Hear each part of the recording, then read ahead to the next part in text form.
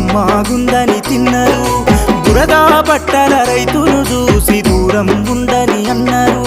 బురదా నుండి పువ్వను తీస్తే కమ్మాగుందని తిన్నరు బురదా బట్టల రైతును చూసి దూరం ఉందని అన్నారు చెమటా చుక్కల సత్తువతోని పుడమి పురుడు పోసుకున్నది కంటి పాపల కావలిలోనే పంట రాసి నెలకొన్నది వందనాలు రైతన్నా నీకు వందనాలన్నా నీ రెక్కాడకుంటే బుక్కెడు భూవేలే